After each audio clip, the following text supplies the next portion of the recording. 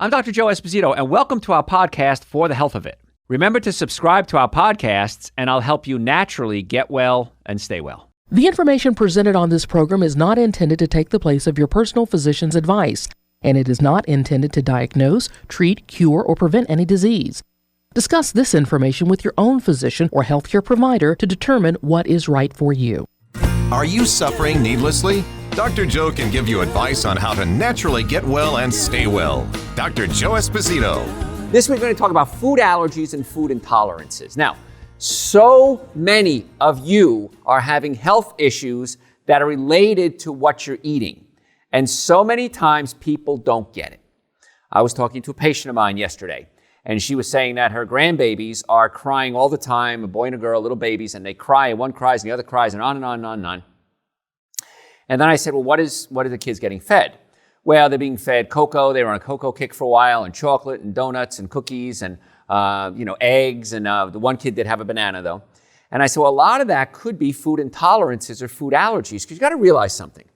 When a baby is young, they have to develop their immune system. They have to develop their digestive system. And so breastfeeding, of course, is absolutely positively the best thing you can do for a baby. I would recommend at least a year, because that's what the baby is designed to eat. It's easy to digest. It helps build the immune system. It helps build their resistance to food allergies. And when you don't breastfeed a baby, or if you take them off breast food right away, breast milk, and get them on other foods, the immune system goes crazy. And so these children, most likely, are having reactions to the food, I put that in quotes, that they're eating. And so they're miserable. Their sinuses are running, they get diarrhea, their stomach hurts, they get headaches, they're miserable, they get agitated. You know how you feel if you eat a bad meal. You know, I just had a steak and a couple of drinks and a big piece of bread and a dessert, and I just feel awful. Well, your immune system is already evolved and developed. You give this to a baby, and the baby's immune system goes nuts. And so parents, if you have children that are crying and screaming and you can't understand what's going on, look at what you're feeding them. You're feeding them these proteins that their body doesn't recognize. And so the body starts attacking these foreign proteins. Now, as you become an adult, your immune system says, okay, that's a fine protein. I have to worry about that one. That one's okay. But for children, it's really serious. And now they've built up this sensitivity. They're sensitive to the foods they're eating, which now can become a lifelong problem. So now you say, well, so many people have allergies now. Peanut allergies are crazy. And people have dairy allergies and wheat allergies. And they hear about allergies all the time and smoke and perfume. Yeah, a lot of that has to do because of what we fed the child when they were young. So be careful what you're feeding the children. So I want to talk about now food allergies versus food intolerance. What's the difference? There is actually a difference. Now, physical reactions to certain foods are the most common. Most are caused by a food intolerance rather than a food allergy. So you got to understand the difference here. Now, many times the symptoms are the same. A food intolerance can cause some of the same symptoms and signs as a food allergy, so many times it's confused. A true food allergy causes your immune system to have a reaction that affects numerous organs in the body. It can range from a bunch of symptoms. In some cases, an allergic food reaction can be severe or even life-threatening. Now, in contrast to that, a food intolerance, which is much more common, this causes symptoms that are generally less serious and often limited to things like digestive problems, maybe the sinus running, maybe some mood swings, but usually food intolerance is not going to be life-threatening. Now, if you have a food intolerance, you might be able to eat small amounts of the offending food without any trouble. You may also be able to prevent a reaction. Now, for example, if you have a lactose intolerance, this is big. People say, I'm lactose intolerant, Dr. Joe. So now they have milk that they put enzymes in to break down the lactose so that you can drink it. I think that's silly, and I'm going to tell you why in a second. Now, you might be able to drink this lactose-free milk or lactase enzyme pills that you can take, but it's silly to take something that has to be altered chemically in order for you to digest it. In this level, I mean, if you have to cook some foods or something that's different. So you can switch to something called non-dairy milk. And this is something that's extremely common. And in fact, it's become an issue. It's become a political hot button because dairy farmers' sales are dropping dramatically in the dairy industry. More and more people are switching to things like coconut milk, almond milk, hemp milk, cashew milk. And the growth of that industry is growing up. It's exploding. And more people are switching to it so less and less people are buying dairy products, and so the dairy industry is very concerned. Now, if you drink something like almond milk, it's not a health food. It might just have a couple of almonds in it with water and maybe some sweetener if you want to do a sweetened one. It's not a health food. It's way better than dairy. But it's not something you can say, I'm going to drink almond milk because it's good for me. Now you should take Dr. Joe's Super Greens, Dr. Joe's Essential Source as supplements. That's good for you. Almond milk is just not bad for you. But it's still a million times better than the dairy as far as I'm concerned, because the dairy you have to worry about the allergens. Number one food allergen in the world is dairy. Number two is wheat. If you're drinking non-organic milk, you may have to worry about the chemicals that the cows were fed. Steroids, chemicals, hormones, antibiotics, pesticides, herbicides, genetically modified foods. These go into the cow's milk, and then it goes into you, which is another reason why so many people are having more allergies, because milk that you drank if you're, 30, 40 years ago, or your grandmother drank, is different than the milk you're drinking now. I'm old enough to remember that we used to have the milkman, and you'd hear the bottles clanging in the middle of the night. You had this little thing outside your side door, and you'd open it up. It was like a cooler, and they'd put the milk in it, and then you'd put the bottles back. They'd recycle the bottles. It was a deposit, and you get your milk again.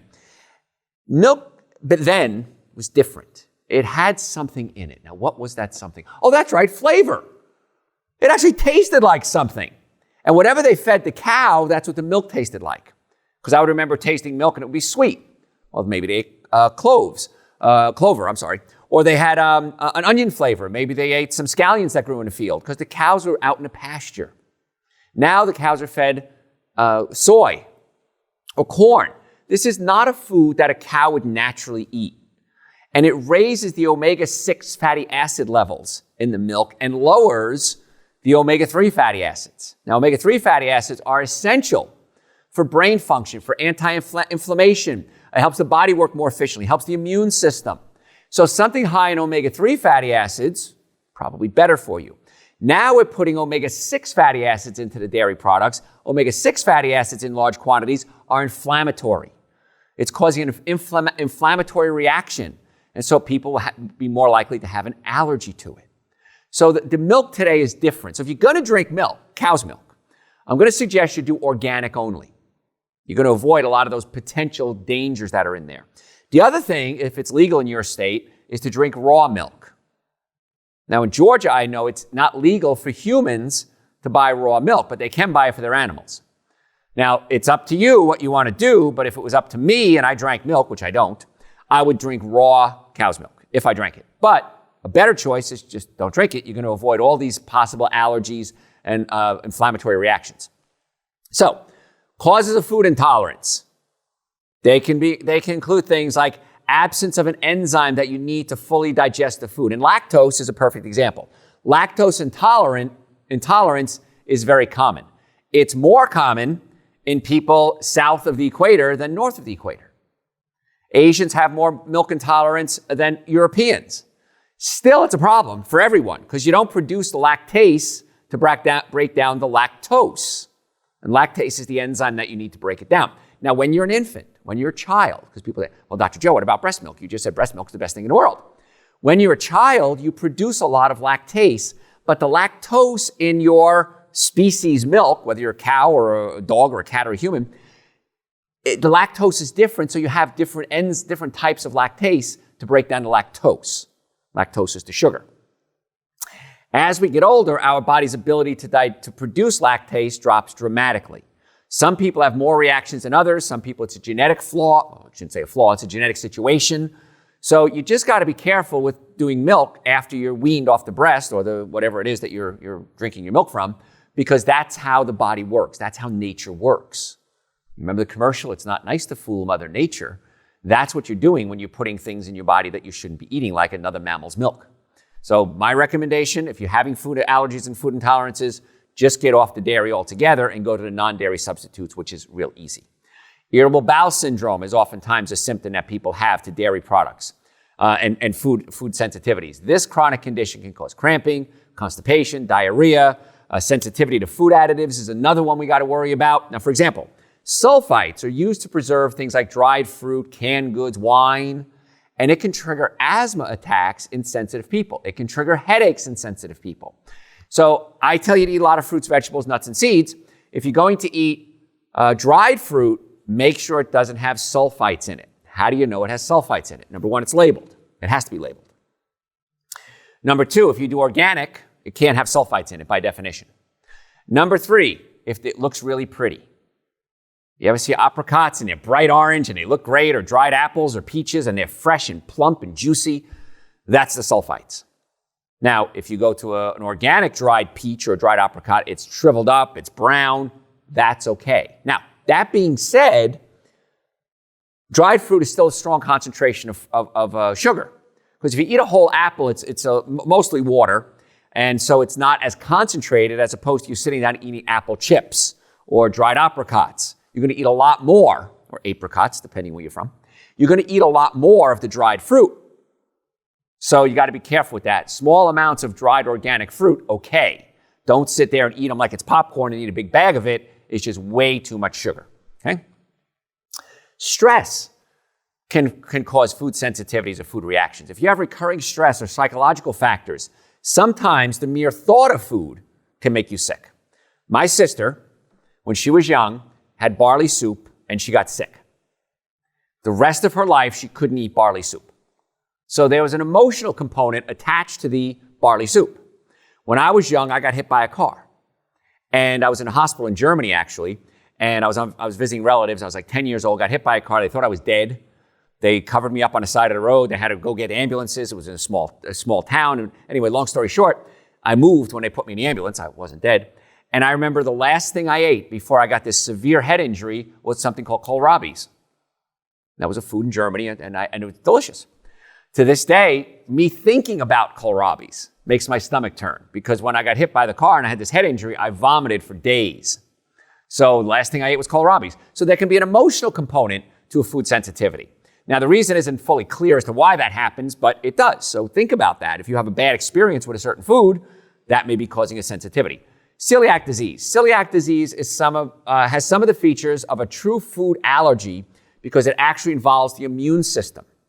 Symptoms often include things like gastrointestinal stress, as well as unrelated other digestive issues, such as joint pain, headaches. Whenever people with celiac are not at risk of, people with celiac can be at risk of something called anaphylaxis. Now, this is that can cause trouble breathing. This chronic digestive condition is triggered by things like eating gluten. So if you have celiac disease and you eat gluten, gluten is a protein that's found in wheat, barley, and rye. So if you're eating gluten, you could be having a reaction. So if you have celiac disease, I'm sure you know this already, don't eat wheat. Number one food allergen, dairy products. Number two, wheat. So patients call me all the time. They come to see us in our offices. Again, this show is nationally syndicated. It's all over the world. So people send me emails and they'll say, Dr. Joe, at drjoe.com, by the way, is the website. They'll say, Dr. Joe, I have a skin reaction. I have whatever you want to call it, dermatitis.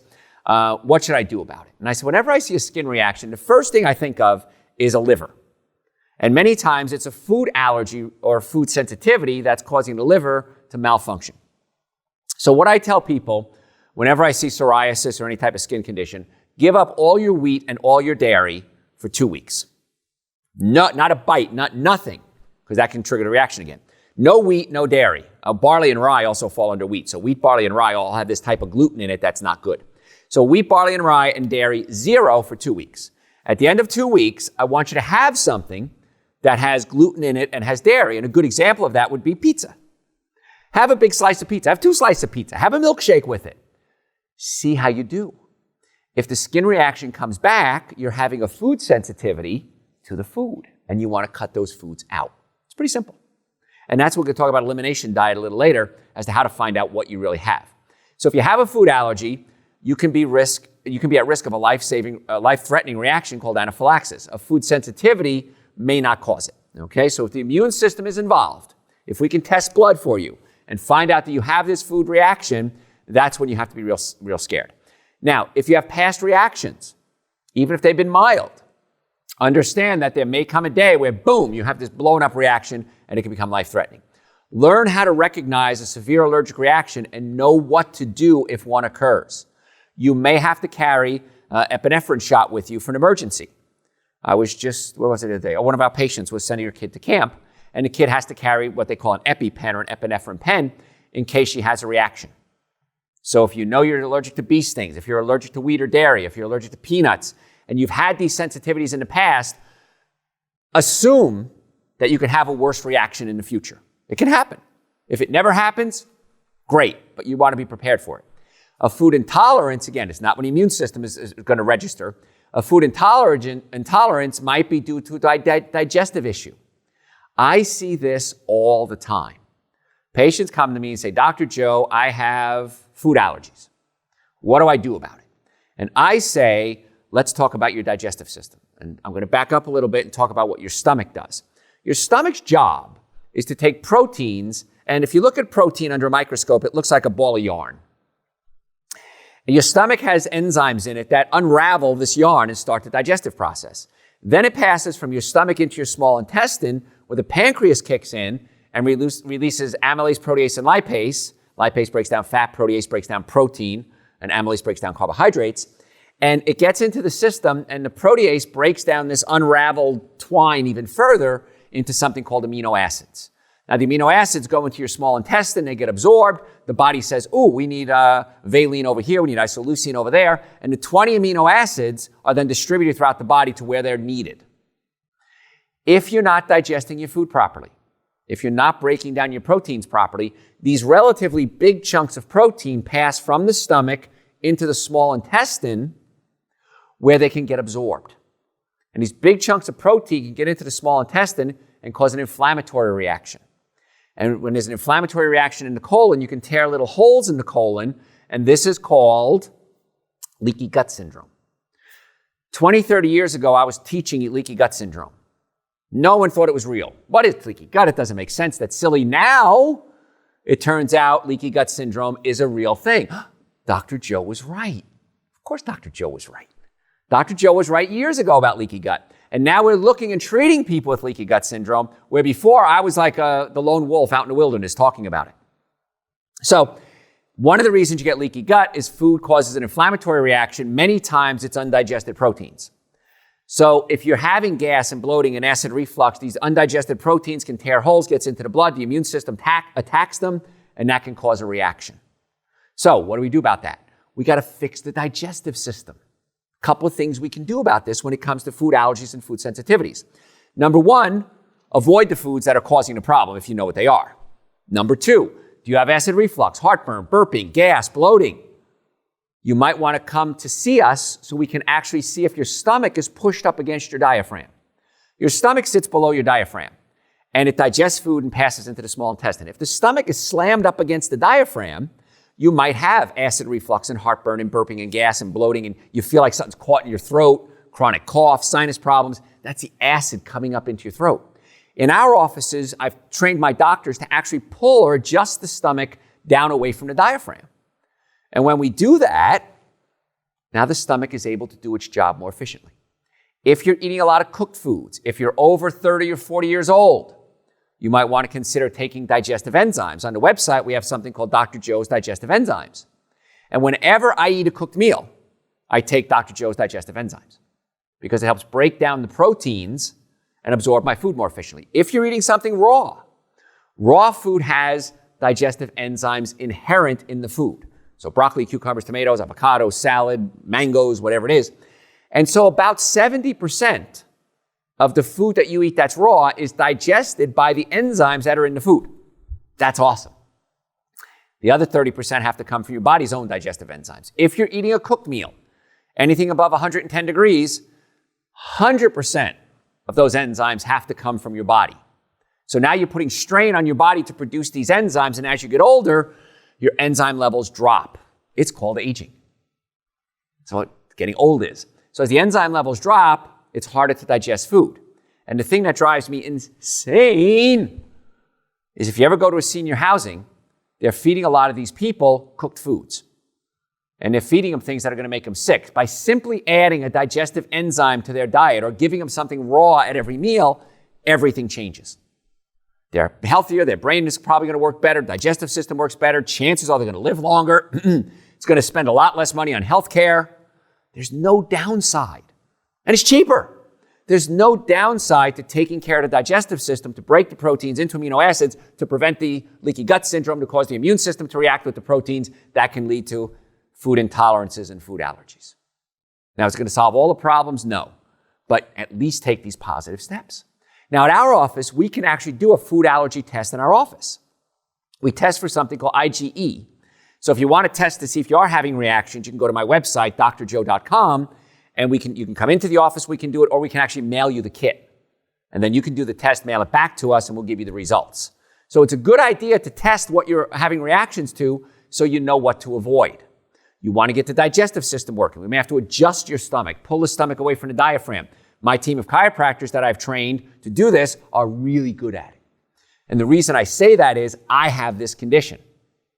And when my stomach acts up, I get burping and gas, I get sore throat. And my symptom is I'm ravenous. I can't stop eating. Even though I'm full and I'm bloated and it hurts, I want to keep eating. Because your stomach's job is to take leptin, which is a hormone that's produced in the stomach, send it into the blood system up to the hypothalamus, where your hypothalamus says that you're full. And if the leptin is not working with the hypothalamus properly, and I've talked about this in my weight loss seminars, we might have to fix that. And then you feel full, but that's one of the symptoms I get. I grab one of my doctors, I say, hey, Dr. Irwin, Dr. Cat, whatever, pull my stomach away from the diaphragm. We say, do my stomach. And lay down, pull the stomach down, bam. It's such an integral part of the treatment that we do in our offices. Because so many people might have neck pain or back pain and pinched nerves, and as chiropractors, we're really good at fixing that. In fact, chiropractic is by far the number one treatment for pain. It's the least expensive, most effective treatment for pain. Why doesn't everyone go to a chiropractor first when it's a pain case? If it's something we can help in our offices, we refer you out to the next level of doctor. So chiropractic, least expensive, most effective treatment for pain, do it. We add the stomach manipulation and working on the digestive system, and then we add the nutrition as well. We want to make sure you're getting the right nutrients. The minimum supplements you should be taking every day, minimum, to easily absorb, to take the stress off the colon, or Dr. Joe's Super Greens and Dr. Joe's Essential Source. And so many people tell us when they take Super Greens and Essential Source, they're 2 powders. I take a scoop of each, I mix it with really cold water, coconut milk, almond milk, that their food sensitivities get better. Why? Because you're giving the body the raw materials that it needs to heal. So the protocol is avoid the foods, get the stomach fixed, get on digestive enzymes. Super Greens and Essential Source, by the way, have digestive enzymes in there. Take a digestive enzyme supplement, and now you have a proactive, step-by-step plan to deal with these things. And not just say, I get sick if I drink milk. I can't eat wheat. Good, stay away from the wheat, stay away from the dairy. I'm fine with that, but get the body healthy. Food sensitivities and food allergies are telling you that there's something wrong. And it's a warning sign. It's just like neck pain or back pain or headaches or sciatica. It's telling you something's wrong. It's nothing more than a warning sign. That's when you come see your chiropractor, come see us, and we check to see, is this something that's easily fixed? If it's not, we then send you out for there. Maybe a neurological evaluation, maybe physical therapy, maybe orthopedic evaluation. So you want to work at getting to the cause of the problem, not just treating the symptoms. And that's what we do in our offices. Oh, the website, by the way, drjoe.com. We have over 1,000 hours of podcast there, audio and video. The supplements are there. If you want to make an appointment, you can do that. If you have questions, send me questions through the website, drjoe.com. I'm more than happy to answer whatever I can for you, okay? So follow us on Facebook, follow us on Instagram, because we live stream a lot of our shows. You don't want to miss all this information. So let's talk a little bit. I'm going to have to go to break in just a second, but I want to start talking about the most common food intolerances, because you may not even realize you have this problem. So again, unlike allergies, food intolerances aren't life-threatening. However, they can be problematic for those affected by the food. Intolerances and sensitivities are extremely common and seem to be on the rise. In fact, they estimate that 20% of the world's population may have some food intolerance. I believe that number is a lot higher than that. And food intolerances and food sensitivities can be hard to diagnose due to their wide range of symptoms. So when we come back, I'm going to talk about what is a food intolerance, what is hypersensitivity, and then we're going to list the foods that you really want to consider avoiding, and we're going to talk about a rotation diet to see what you're having a reaction to. So folks, I'm Dr. Joe Esposito. My website is drjoe.com. If you want to make an appointment to come see us, if you have neck pain, back pain, shoulder pain, numbness, tingling, chiropractic care is the least expensive, most effective treatment for most pain. Why wouldn't you do that? It makes no sense. So stop suffering needlessly. Go to the website right now, drjoe.com, D-R-J-O-E. Make an appointment. You can call our offices. The supplements we talked about, the digestive enzymes, the super greens, the essential source, and a bunch of other supplements that I've created, they're on the website as well, drjoe.com. In the Atlanta area, we have offices in Marietta, Duluth, and Stockbridge. I'm Dr. Joe Esposito. Catch you next time. Thanks for listening to For the Health of It. Remember to subscribe to this podcast, and I'll help you naturally get well and stay well. You can also listen to and call into my radio show live Sunday evenings from 7 to 9 Eastern Time on WSBRadio.com and on the WSB Radio app.